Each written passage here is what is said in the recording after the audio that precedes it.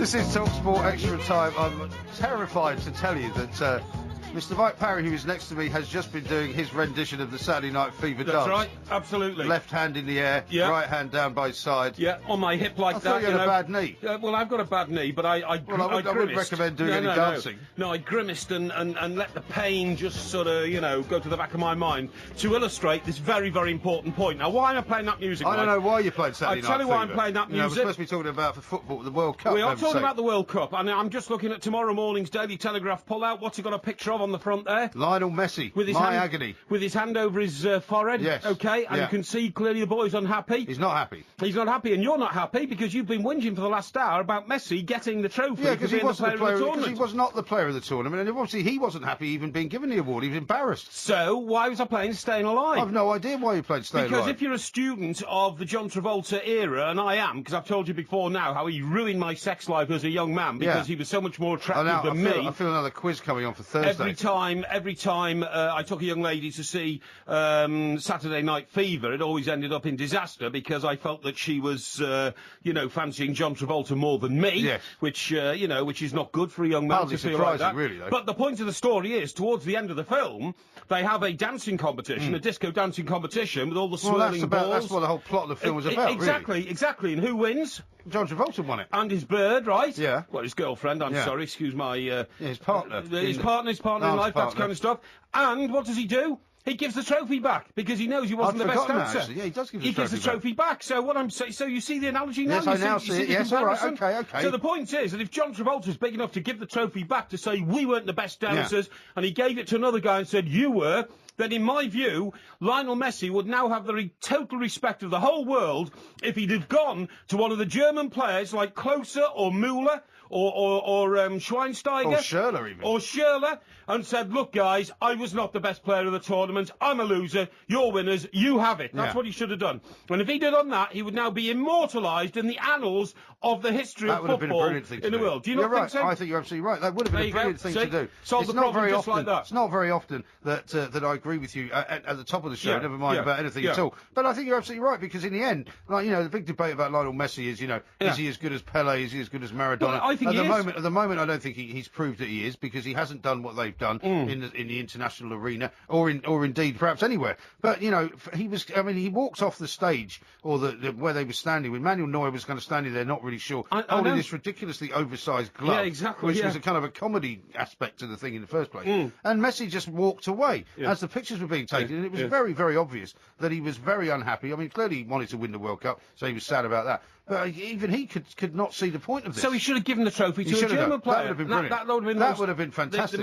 But I suppose that because of the thing, it's all backed by the sponsors and all that, they'd have probably been a little bit upset that the man who was acknowledged as the world's best player would have given the trophy away. But would that not have also brought the game back to the people to some extent? Well, I to think say, just because you're the sponsors, it doesn't mean we have to do what you say. Well, you see, if I was working in PR now, if I'd have been the PR for either the sponsors or for the World Cup or for FIFA, I'd have said, this is what we're going to do. I would then have put the World Cup on the world stage as being a World Cup of compassion. So you would have actually arranged for him to give it to somebody else? Of course I would. I'd gone and whispered in his ear and said, Lionel, although you're the best player in the world, you're not the best player in the tournament.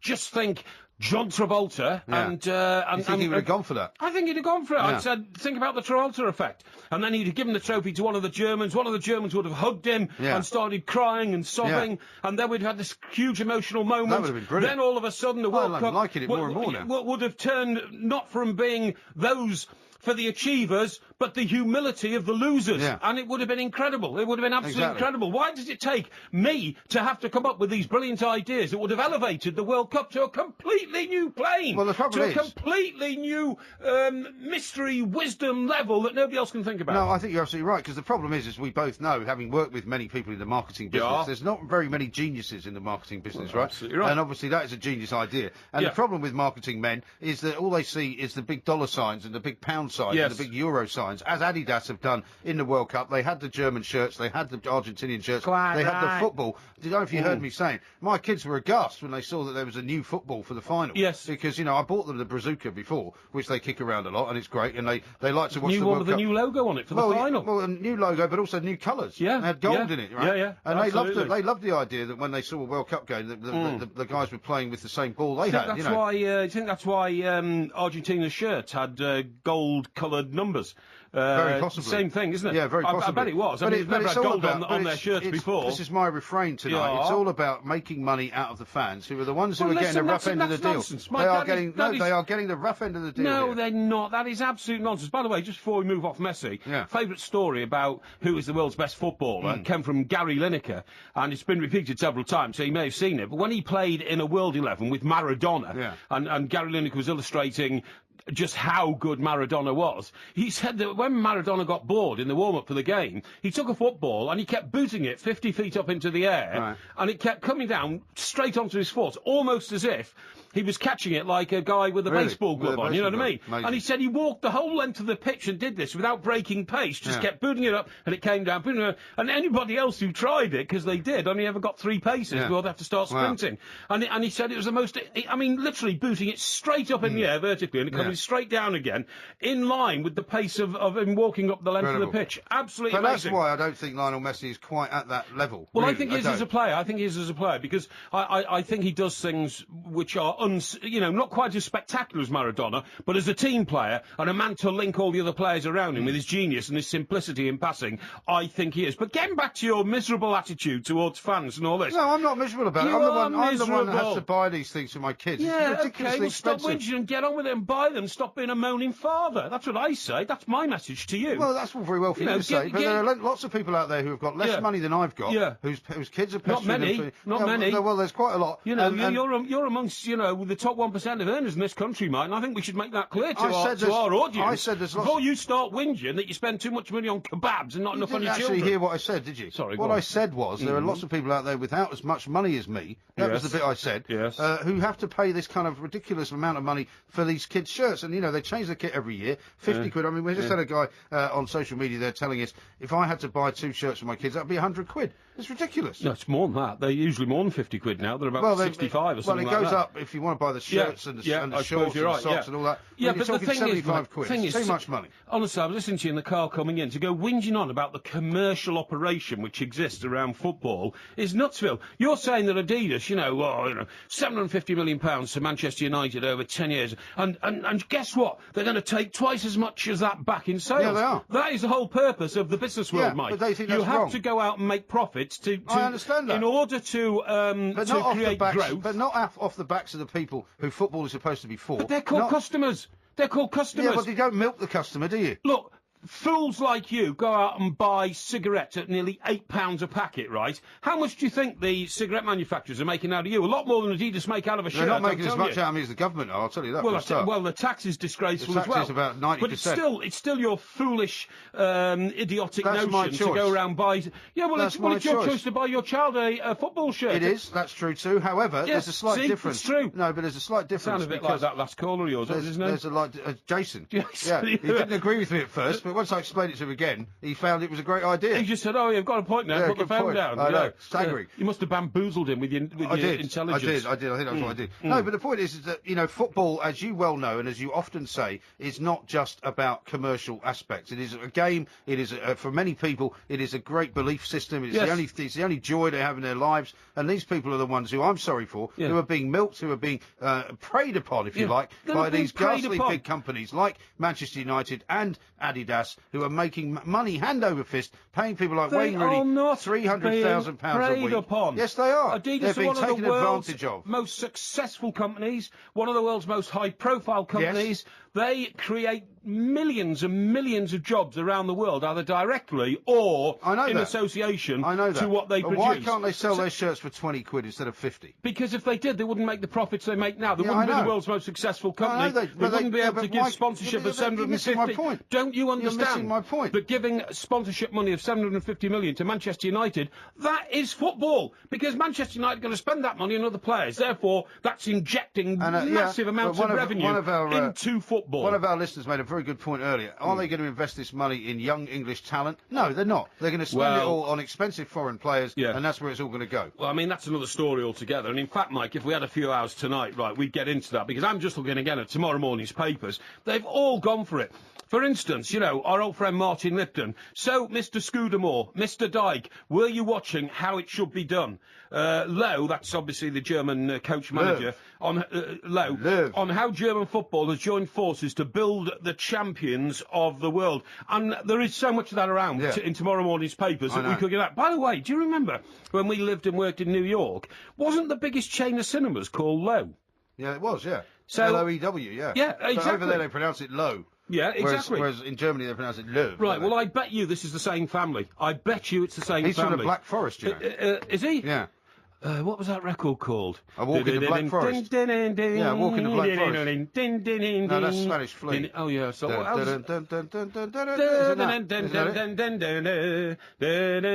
That's the one. That's the one. He's Mike Parry. I'm Mike Graham. I'm going to try not to have him dance during the break. We'll be back with more next.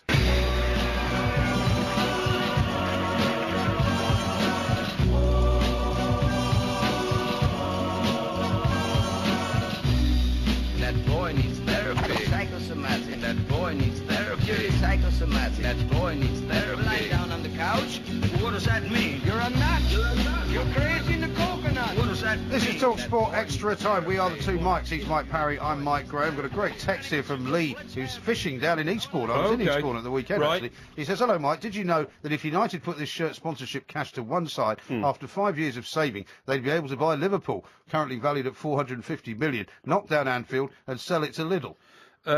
If they put the money aside, they'd be able to pay off the current debt that Manchester United are carrying of about £800 million on the club, which is the way that the Glaziers, who own the club, structured the purchase, wasn't it? Well, isn't the 750 million they're getting from Adidas actually more than the Glazers paid, or about the same as the Glazers paid for the whole club? I think they paid $1 billion. I think they paid $1 billion for it, to be honest. I remember reading about that. Or 850 million. I think it was not far off 750. Was it? Okay, yeah, well, there you go. Right, okay, now, listen, Mike. Hang on, before you get carried away with whatever else and other nonsense, you can't possibly come out with anything else that I agree with, because that would be unusual in the extreme. We've got a Man United fan, Jonathan, who wants to have a word. He's in Ashton. Hello, Jonathan.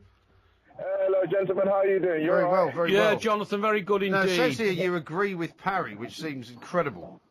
I never thought I'd be calling TalkSport at this time in the morning to say I agree with Mike Parry. My goodness. Yeah. Yes, but you know Shocking what? I actually do. I agree with you entirely, Mike. I think we got to look at things. You know, as life is now, everything is moving forward, right? Now, if for instance, you're a family man and you want to give your kids the best things in life, you'll do your best, won't you? You work as hard as you can, won't you? Of course you do. And as you're doing that, you also try to teach them that they've got to work hard as well to earn and make things, get things in life. Yeah. Now, I believe that Manchester United have earned what they've gotten in terms of, okay, we've had one bad season in how many years? Yeah, well, in 27. One bad season in 27. Exactly. So, I mean, why do people think that we are going to suddenly lose all our luster? Yeah. It wasn't all because of Sir Alex Ferguson. Yes, he was a major part of it. Yeah. But behind the scenes, there were others who were working on behalf of the club to ensure that we are known worldwide. Yeah, that's what's happened. That's right, Jonathan. And Jonathan, remember the other Mike here, Mike Graham, whinging about the price of shirts for his two boys, okay? When, of course, he's one of life's top earners. I mean, Jonathan, and I'm sure you're the same, you sound like the sort of guy who would agree with me here, we would go without meat on the table on Sundays. We would give up smoking cigarettes. We would deny ourselves of alcohol just to raise the money to buy our kids those shirts. Do you agree? Hey, listen. You haven't even got kids. If I did have. I've got two kids, Yeah. And I'll tell you something, I have to give up a hell of a lot to ensure that those boys grew up. And in fact, my youngest one, I made sure that he went to the Manchester United youngsters training. Yeah. Because that's what he wanted. And Excellent. Does he get a free shirt if he goes there? I'm happy that he went and done it. Listen, it's simple. It's either you go and buy your cigarettes from Knightsbridge and it's going to cost 20 Jonathan, don't fall for it. Jonathan, do not fall for Parry's, ridiculous Jonathan's right. campaign against me. Right? I am not the issue here, okay? I can afford to buy the shirts and the cigarettes. Don't worry about that. The point is this. Well, why are you whinging then? I'm whinging because there are people who are less fortunate than I am. Jonathan. Who have to give up things like Jonathan. Yeah, Jonathan. The other Mike's trying to be your champion. trying to be the champion of the working man. This is a bloke who shops at Harrods. This bloke shops at Harrods. Champion of the working man. Rubbish. I Don't do not make shop me at laugh. Harrods. Don't make me laugh. Jonathan. Mike Parry. Yes, Mike go on, Parry. mate. Yeah. Mike Parry, I totally and utterly support and agree with you, mate.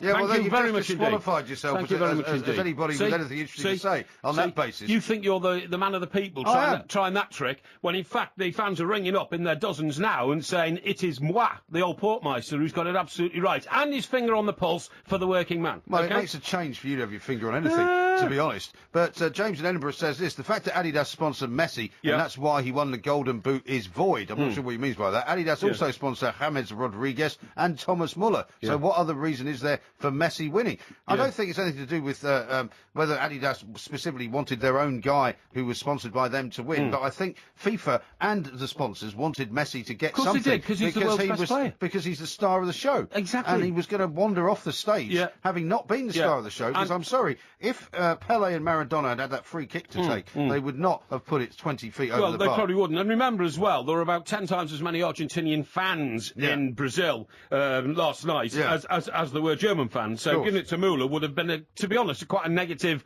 sort of impact. It wouldn't have impacted in South America at all. No, because they want to spread these things around. Yeah. But then they did give the goalkeeping award to what's her name, Neuer, didn't they? Yeah, of course they did. Listen, you're talking about your kids, right? Yeah. Now, I want an issue sorted out here during this show, which could involve your kids. Oh, yeah. That is now, in the past, we've become the champion of the motorability frauds. Yes. People driving, and I saw a couple the other day, and they were fat guys, they were obese, and I make no apology for calling them that. They were. You are starting to follow these people around, aren't you? Well, no, but they're overweight, and they glided. I was in a pub having a drink. They glided past the Funnily window. enough. Yeah, and they looked like, honestly, they looked like they were in convoy. And but anyway, look, the new danger on pavements, and this is where your children come in, is not mobility scooters. Listen to this. I've been scouring the old social websites. Listen to this. I agree with those who are pointing out the dangers of children using scooters. I am 93 years of age and partially sighted, and I was just going to get into my daughter's car, parked in a blue badge spot, when a young boy in one of these scooters ran into me. Fortunately, I was holding my stick and didn't fall over, but his scooter wounded my shin, and I had to keep going to my doctor's surgery to have it dressed. Now, you've been reading those old age publications you get sent no, to I your haven't. house, haven't you? No, I haven't. I've been It's not scouring enough paper, the websites because I've noticed this myself. I've noticed how these kids are, scooting around like this. But another phenomenon, Mike, has got to me. Even I went out looking for evidence because I like to support my views with, with the evidence that it's going on in society and all that.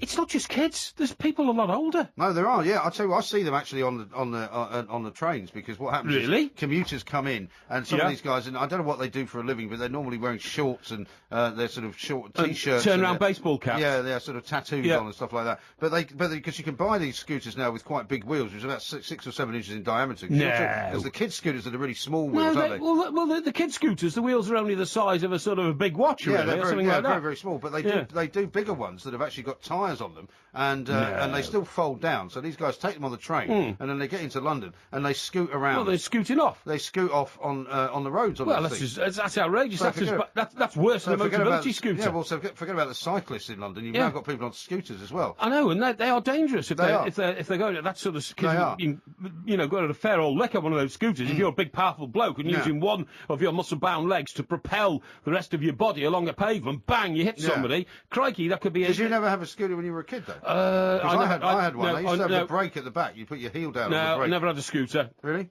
I always regarded scooters as something for sort of Nancy boys. I remember Jill having a scooter, but I never had a scooter. Well, my kids have got two of these scooters. They don't go on them very often. I certainly wouldn't let them ride them on the pavement. I just wouldn't let them well, that's good. I'd take them to the park and they can ride them there. Well, I mean, look, this has got to be licensed as well. The mobility scooters are not licensed. They're not insured. You don't need a driving licence to drive them. Haven't they got tax discs, those mobility scooters? No, of course they haven't. Are you sure? I'm certain. They are effectively classified and designated as mobility chairs. They are, you know what a wheelchair is. People are allowed to drive them on the roads, though, aren't they?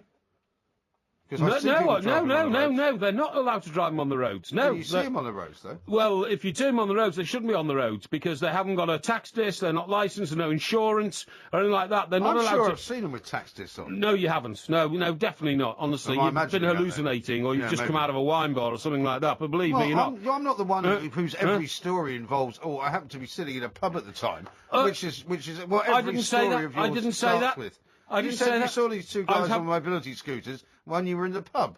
How do you know I was drinking? I was having lunch. I was having lunch with somebody the other day. Seriously. I'm not saying you weren't and- drinking. yeah, You spent a lot of time in the pub, okay. though. But are you going to discipline your children about this thing then? Well, no, well, your why should they children haven't done anything wrong. Your children are not going to become social pariahs or nuisance No, to society, are they? No, certainly not. My children are very well-behaved children. Here, listen, there's one here I've found on this website. Here, look. We wrap up our children too much. It's up to parents to teach them about courtesy and being thoughtful to other pedestrians.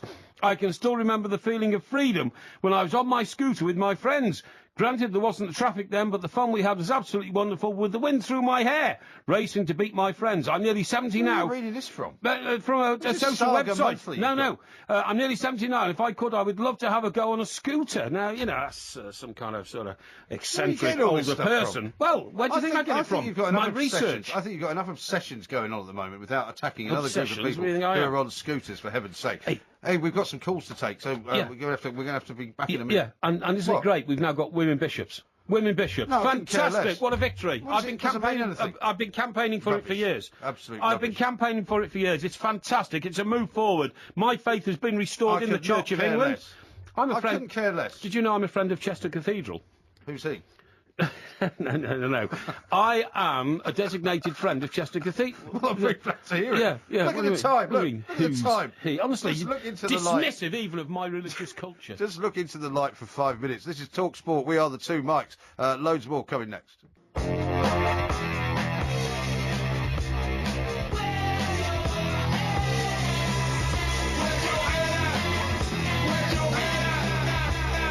This is TalkSport Extra Time. I'm Mike Graham. Mike Parry is here. Luckily, not doing any dancing at the moment because you don't dance to every single song that gets Well, I've played. got a do you? knackered knee, so I won't be dancing, will I? I've got a displaced medial ligament in the Carry right on like knee. this, you might end up in a disability scooter yourself. How ironic would that be if you ended up in a disability scooter? You threatening me? No, I'm not threatening you No at threat. all. I'm saying that you threat. could end up like that. The threat of physical violence. No. I said you could end up in a mobility scooter because your leg is gamming. Oh, I see what you mean. That's what I meant. Oh, yeah, you're going to, sort me out or something. No, certainly Something not. like- It's not what I would do. But Tony, who's an Arsenal fan in Southend's got something to tell you. Great. Tony, very good morning to you. Yeah, good morning, Mike. How you doing? Yeah, very well, sir. What would you like to say? Well, just correct me if I'm wrong, but did we not hear Mike Porky Parry say that he likes to look up on the internet to make sure he's got his facts straight before he comes out? That's what he says, yeah. Yes, I do. Well, basically, I got my father-in-law a scooter. I got a logbook for it. They sent a tax through for it, and it cost me £20 a year to insure it for on-the-road use. Goes 8 miles an hour. Got a registration number and a number plate put on it.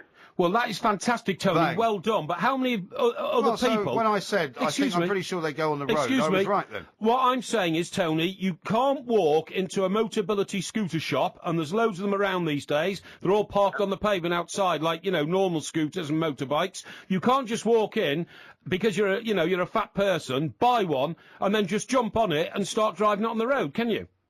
Yes, you can. No, you can't. Why have you then got yours insured and taxed?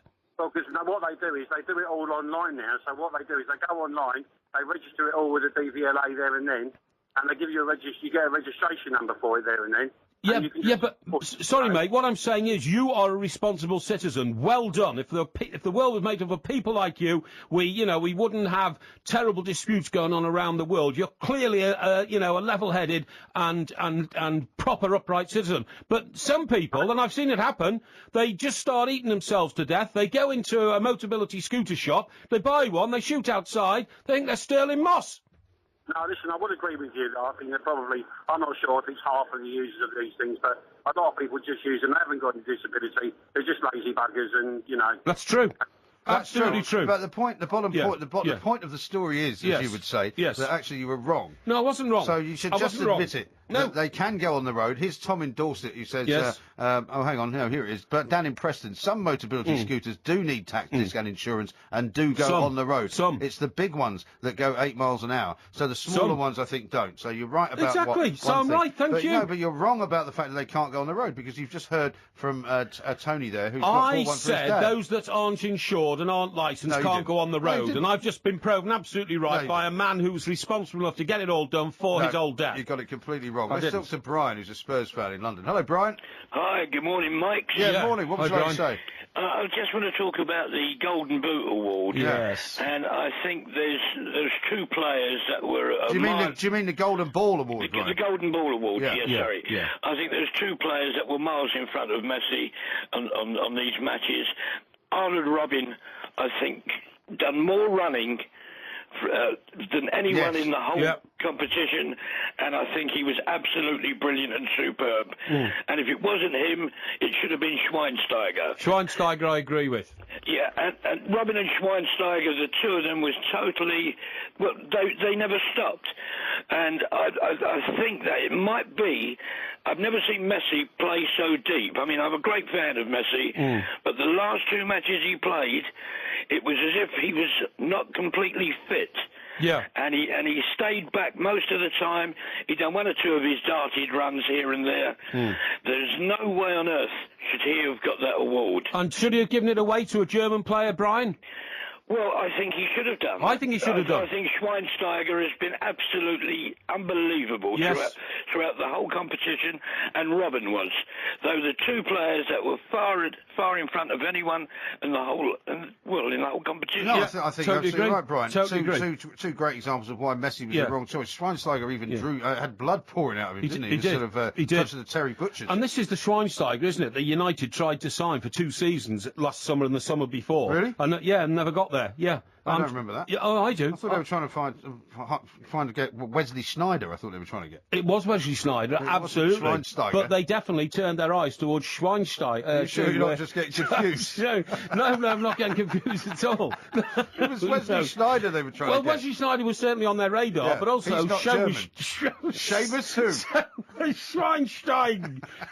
Before he's talking Dutch again. Maybe we should go back to a simpler name. How about Joe Royle? What Joe about the Royle, news yeah. that Joe Yeah, what a Royle boy. is now What a joining boy. the Everton? What a Now, boy. the first question I've got for you Yeah. is why has he not been associated with Everton before? And secondly, is he not now a bit past it? I mean, why do they want Joe Royle? Is that the daftest comment you've ever made? I don't mean, I don't mean as a player and a manager. I mean, Yeah, exactly. I don't mean Exactly. that. No, I don't mean that. I mean why? What do you mean then, Why Phil? why they're only now bringing him on side for the backroom job that he's Right. get? Why hasn't he been doing He was that all Everton's along? youngest ever debutant, Yes, right? I know all that. For about 30 years. I know all that. until he was overtaken by, I think it was that lad who didn't quite make it, Jose. Wasn't it Wayne Rooney? No, it wasn't actually. It was Wayne Rooney then, but since then it was Jose Baxter, I think. Jose Baxter. Yeah, seriously, I've never heard of Scouser. Yeah, he's Scouser, whose father was a Spanish seaman or something Oh, like right. that. Yeah. Okay. But anyway, and he was youngest ever scorer and all that. Made his debut, Joe Royle, at Blackpool, in a game where the fans got so annoyed that Joe Royle, at 16, made his debut for Everton, and Alex Young, the Golden Vision, was dropped on the day. The fans outside the Blackpool Stadium put the boot into Harry Catrick, the manager, after the game as he was getting on the couch. Really? Oh yeah, it was astonishing.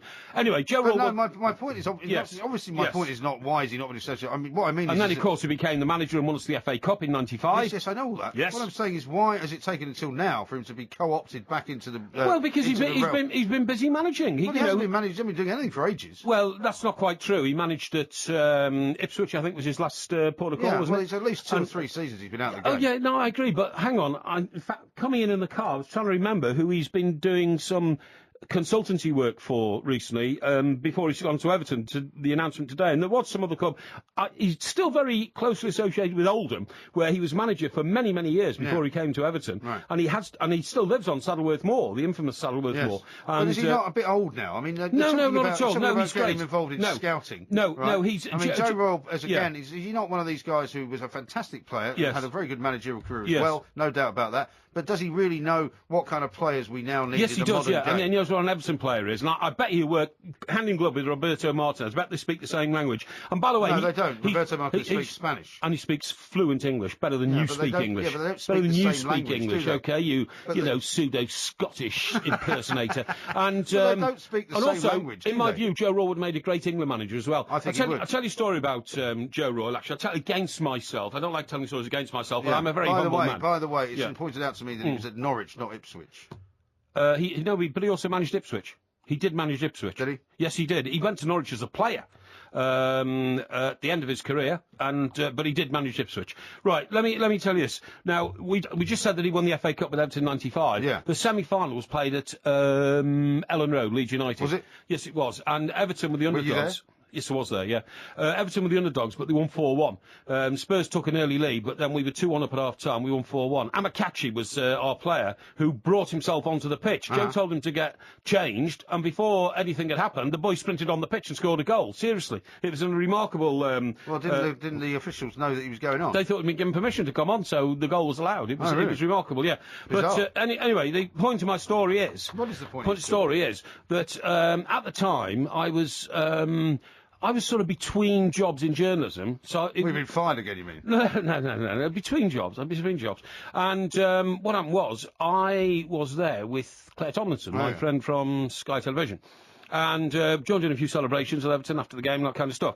And then we came out of the stadium into the car park, and there were only two cars parked in the middle of the car park. One was a huge Mercedes, and one was a tiny little box Mini Metro, which I had purchased for £7,000. You had a Mini Metro? I had a Mini Metro, purchased for £7,000. You must have looked like Mr. Magoo driving around in that. Well, I mean, even Claire laughed her head off when I pulled her outside house and picked her up on the way to Leeds. You picked her up in a Mini Metro? In a Mini Metro, yeah. Dear me. But the thing is, I previously had an office car of a Rover, a big Rover limo, you know what I mean? I had to hand that back when I decided to make a career change.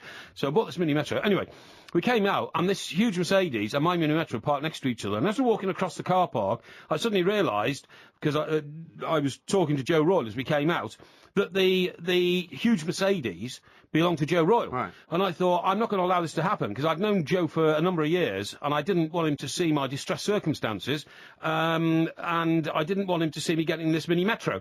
So as we walked towards his car, I said, OK, Joe, cheerio, and I just kept on walking, despite the fact there was no other exit out of the car park. Well, I had to. I was too humiliated to I'm amazed you even took such a car to a place well, like exactly. But I thought I'd hidden it away in the middle of the car park, but it's parked next to Joe Royle's car. Did you not notice you were parking next to a big Mercedes? Well, no, because the big Mercedes wasn't there when I got there. I got there real early. I always do. And I had a pass to the director's car park. Of course you did, yeah. But anyway, the point of the story is, Claire said to me, "Where are we going?" I said, "Shut up and just keep walking." But we were walking towards a wall. Charming. No, walking towards a wall. There was no other exit. There was no exit out. So I started messing around trying to find my phone. So you were just walking in a circle. And Joe got in his car, started the engine. He said, "Mike, are you all right?" I said, "Yeah, I'm fine." He said, "Do you want a lift anywhere?" No, I'm fine, thank you. I'm fine. And Joe Royle gave me a very strange look. I'm not surprised. And then he drove off, and it wasn't until he got Does this mean that the next time you go to Everton, you'll see him?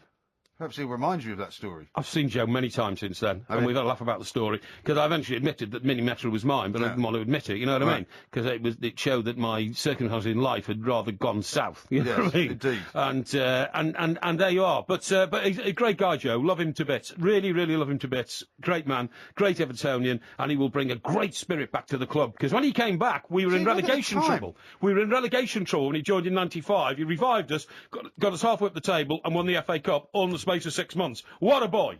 Absolutely right. We'll check those dates a little bit later on. He's Mike Porky Parry. I'm Mike Graham. More from the two Mikes next. Crazy, but that's how it goes. Millions of people living as hoes. Yeah, but maybe it's not too late. This is TalkSport Extra Time. I'm Mike Graham. He is Mike Parry. We're getting loads and loads of messages coming in on the shirt front, I can tell you. Here's one from Keith at TS Extra Time. He says, why can't they give Man United half that money and halve the price of shirts? United would still have been happy with 32 million quid a year. See, that's my point. Have a listen to this from Pat in Basildon. Right. Went to the Chelsea Megastore yesterday, bought adult home and away and training kits, a home and away and training kit for my 13-year-old as well, and a home kit plus an away shirt with names for the 1-year-old, and it cost him, guess what, £800. Wow. He says, I had to save all year. That's outrageous. Well, it's a lot of money, but they do cost that. Well, yeah, but why though? Well, they are quality products, No, Mike. they're not. The no, material, they are. No, they're quality products. It's pretty flimsy. No, the Chelsea ones are quality products. I've been in that Megastore. I've bought stuff I've been in there as well. And I bought a scarf in there when I took my son to the opening game last season, Chelsea against Hull.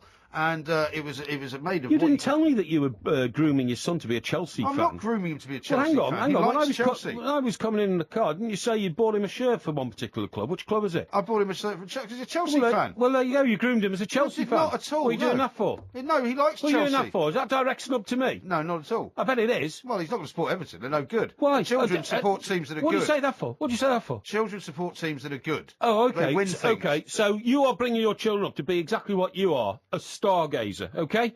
I tell you what, son, we'll be a Chelsea fan because Chelsea are run by Jose Mourinho. No, that's what you say to your little boy.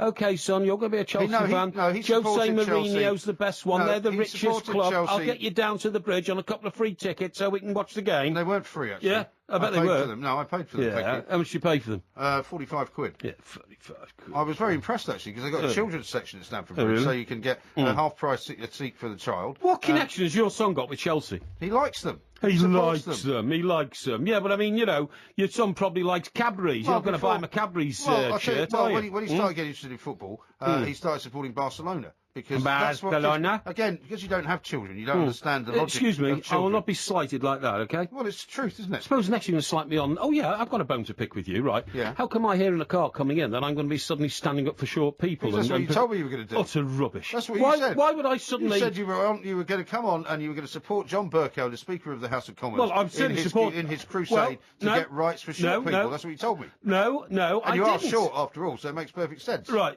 total nonsense. I'm 5'8" and 3/4. That is not a definition of short. Are you sure? Absolutely sure. In your stocking feet. Absolutely sure, because I have not to the be... Cuban heeled version. I don't have any Cuban heels. I have to be regularly measured height, weight, obesity levels and all that because of the tricky dicker, okay? And if I don't look after the heart and I let my body expand unduly, then no. Well, I've got some news for you. It is expanding. I could be in trouble, so I know exactly. Now, the thing is, although my friend Mr. Burko, who's a friend, of course. Is he? Well, I had lunch with him in the Everton boardroom, didn't I, last time Everton played Arsenal? Yeah, well, I did. Has he ever invited you to the House of Commons? Yes, but I haven't been able to go, yes. I see. Well, I mean, he would if I wanted to. That's what I'm saying. He hasn't, in other words. I haven't exactly had a printed invitation, but he would if I wanted to. Have you ever been inside the House of Commons? Of course I've been in the House. I was a correspondent. I was a lobby correspondent for the Birmingham Evening Mail. Okay. Years ago. Have I been in the House of Commons? I've been in the press gallery. I've been everywhere in the House of Commons. Have you been in the House of Lords? I bet you haven't. I can't remember whether I've been in the House of Lords or not. I've been I'm in the not House sure. of Lords. Have you? Yeah. Doing what? So a mate of mine's a Lord. So he takes me for tea there once in a while. Who's that then? I'm not telling you. I want to know. He used to be the First Minister of Scotland. What's his name? I'm not telling you. Tell me, because otherwise I can look it up and it's only going to be a waste of time. You've got to tell There's me. no point in me telling you. What's his name? Lord Johnny Gingallis or something, is it? Something like that, Is it? yeah. Yeah, very similar to that. Yeah, there it is, yeah. Anyway, look, on Mr. Burko, I'm not, what are you laughing at? Is he unbelievable. Is he the Lord of the Glen, somewhere in the Highlands and Islands, I laddie? went to a Peter Frampton concert with him. Did you? Yeah. Sounds like a right exuberant man. Right, now then, Mr. Burko, who's 5'6", as I say, my pal. He's never 5'6". He's 5'6". The great thing about short people is they always overestimate their height. No. You've just told me you're 5'8" and 3/4", Yeah. which you are clearly not. I certainly am. Well, every time I put out What a do you picture, claim to be? What do I claim to Yeah. be? I know exactly what I am. I'm about 5'10". About. You know exactly what I am, about 5'7". What a contradictory statement. This man's a fool. There's no point in saying I'm 5'10 1/4", like some kind of Adrian Mole figure. Right. You know, I think I'm about It's about 5'10", 5'10 and a half. Anyway, listen to what I'm saying. And if I send out a picture of the two of us standing together, of which there are many from our promotional materials, people are always shocked to see that you're about 4 inches shorter than me. Now, Mr. Burko, right, and I don't think you should do this, because at 5'6", that is quite short for an adult man, right? He's saying that it should be as socially unacceptable to make jokes about people's heights as it is to be sexist because what we need are more restrictions on what we can say. I don't think he mentioned racism, because, I mean, that would be silly. But certainly he's saying, it's like sexism. Here we go. He says it is as... Sorry.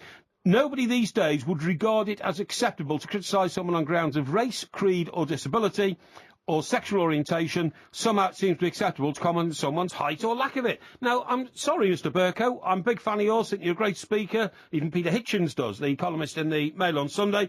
But to be honest, once you start identifying so-called, quotes, minority groups, I mean, then you're actually... offering them up to be targeted by the loonies. This is the problem when you open the door to this kind of Exactly. stuff, because in the end, you can't be critical of anybody, you can't make fun of anybody anymore because it's against some kind of, law or other. Yeah. It's getting ridiculous. I mean, if I want to make a joke about you being short, I don't see why somebody should be able to prosecute me for doing that. No, I don't. And anyway, short people should be able to defend themselves. They don't need a pressure group to defend them. Yeah, I'm talking about short people. I'm not talking about me. Short. That's utter rubbish, Mike. That is utter rubbish. Short people have to have blocks put on the pedals in a car. I haven't got any blocks on the pedals in my car. Short people have to... Blocks on the pedals. Well, they do. Never heard of such a thing. Don't you remember that great Indiana Jones film where it starts with him getting into a punch-up in a nightclub when he's trying to find the antidote. Jones? Yeah, the You've been antidote. hanging around with your thespian friends. No. No, super. No, but Let's go off and see the latest Indiana Jones film. And do you know Harrison Ford? Hang on, don't you remember? Oh, Piers Morgan's always going on now about Harrison Ford being his mate, isn't he, in his column? Yeah. But anyway, don't you remember when he gets out the club, he dives out the window into the back of a car, and the bloke driving the car's the little fella. He's only about 4'11". Is he? And he's got big blocks on the accelerator and the and the brake. But it's a movie. People don't have blocks on their brakes. No, well, some people. This is absolutely no joke. When I lived and worked in Washington, there was a chap there who was a correspondent. In between ordering lawnmowers online? Or on the shopping channel. That was just a social phenomenon which I got carried away with. But there was a chap there, no joke, and he was a dwarf. I mean, he was officially a dwarf. Yeah. And it was accepted. You know what I mean? Everybody accepted him as. What do you mean it was accepted? Well, it was accepted that. Well, why wouldn't it be accepted? Well, not for any reason except that on first meeting, of course, you realise that this chap is about half your size, and therefore, people have to adjust to that. But what I'm saying is, he was part of the group, and he was a smashing bloke, and he never let his disability, which is dwarfism a disability? It's not a disability, no. All right, what is it then? It's a circumstance. A circumstance, okay. Well done, yeah. So he never let his circumstance get to him, but he had a car, seriously, which had blocks on the pedals. Really? Yeah, but I mean, he was so... Are you sure? Yes, he was totally self-sufficient. I've been in the car with him. This is the whole point. And maybe you put them in so you could drive it. What? Nothing. And I wish you wouldn't make jokes about people who have circumstantial my sister situations to deal with. Had a client she worked in the city. She had a client who was a dwarf, who was very successful, multi-millionaire. Right. And she used to go and meet him in a bar. Yes. And he would say, in very expensive bars in New York and stuff down at Wall Street. Right. And he would always ask her to lift him up onto the bar stool. Really? Which she found quite unnerving. What, you mean like a child? Yeah. Really? Yeah, because you know how the bar stools are quite high off the ground. Yeah, of course, yeah. And you don't have to scramble on them, it's a bit undignified. So he would always ask her, and he was always, paying and everything, but he would ask her to lift him up onto the bar stool. Yeah, but you see, I suppose in that environment, once you're on the stool, then... There's no problem. You're equals, aren't you? Yeah, but it's the lifting up bit that's slightly strange. I sometimes when I get home from doing these shows with you, I watch a bit of overnight telly, and they've got... Well, you don't listen to the rest of the show. Well, I listen to some of it in the car. So typical of you, that. No, I listen to some of it in the car. You're only interested in the bit you're on. Well, no, it's not that. It's just that, you lose a bit of piss out without me, Mike. I have to. Is that a right word? I think it is, actually. I have to. I think everybody would agree with that. I have to be brutally frank about it. But, no, the point is, there's one shopping channel or something. Not that I do any shopping. Don't go on the shopping channel. Whatever you do, don't do that. I haven't had any lawnmowers turn up at Porky Towers lately. But there's one chap, and he's a very well-known American dwarf fella, and he's in a blue suit, and he's so engaging, you wouldn't believe it. Yeah. And, for instance, he puts a cricket bat alongside him, and the cricket bat's taller than him, you know what I mean? Yeah. But, I mean, the perfect bloke to catch the eye of the viewer, you know what I mean? Yeah. And this guy, he goes through the motions of being a sportsman, like kind of very, very engaging indeed. And that, to me, is a fantastic example of making... use of the particular characteristics that you have in life. Because this guy's got a great personality. Well, you've done that well, haven't you? You've made the most of what you were given. Well, what are you trying to imply? Well, I mean, you're not exactly blessed with a great deal of, looks, are you? You're not particularly tall. Hang on. You're not particularly tall. You're not particularly bright. But you've done very well for yourself. Hang on. I'm not even going to rise to any. I'm not going to rise to any of that. I'm better looking than you, and always was. Well, when we, I doubt when it. we were young men in New York in the 80s, the girls weren't chasing you, mate. They were chasing me. Is that what you think? Yeah, I know it. I know it, right?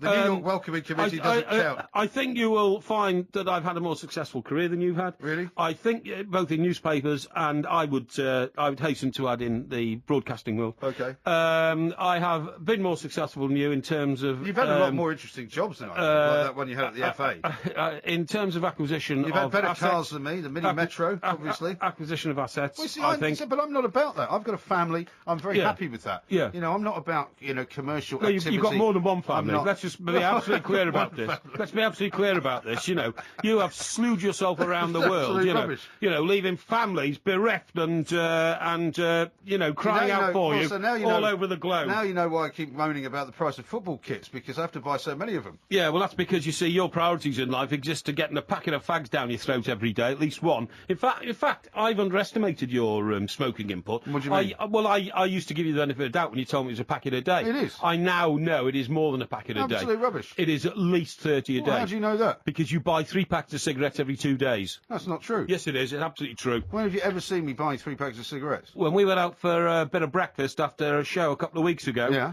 you were smoking at a rate which was harmful to the human body at 6:30 in the morning. But that's because for And you large parts bought- of the day, Hang on, for large hang parts on. of the day, I don't smoke at all. I'm not smoking Hang now. on, hang I don't on. smoke for 6 hours. I reckon you had 10 cigarettes during the time we were there, right? And we parted about 11 o'clock in the morning. You then went and that was bought... a bad idea as well, by the way. 'cause You You told me that we were only going to go drinking for 2 hours. I didn't say we were going to go drinking. I said we were going for a bit of breakfast. It was you who wanted alcohol with it, and you sorted out a pub in Borough Market, which opened early. But the point of my story is, by 11 What is the o'clock, point? you'd gone and bought another packet of cigarettes, another 20 to finish off that day. That makes 30 By a 11 day. o'clock, to be that honest. makes you a smoker who's spent £12 a day on cigarettes. 12 times rubbish. 7 is 84. £84 a week. If you put the tax on top of that from your income, that's What? over £100 a week. That's £5,000 What? a year you could spend on your children, which you literally stuff in your mouth and set fire to. Now, where did you get £12 a week from? A day. £12 a day? Yeah. Where'd you get that from? Because a packet and a half of cigarettes at £8 is £12 a day. Oh, I see, okay. Yeah. Yeah, well, your maths has never been up to snuff, I See? have to say. You've got that wrong, as ever. Mike Porky Parry will be back on Thursday night, where we will give him a quiz about the John Travolta era, as he suggested. We'll also play Parry Bingo, because we should have played it tonight, because he came out with all the phrases he normally comes out with. Like? The point of the story is... Well, I'm only trying to elucidate Well, for our that's two right there. for our audience, because you leave them in a state of constant confusion. That's you right. ramblings. Absolutely right. The two Mikes will be back on Thursday night.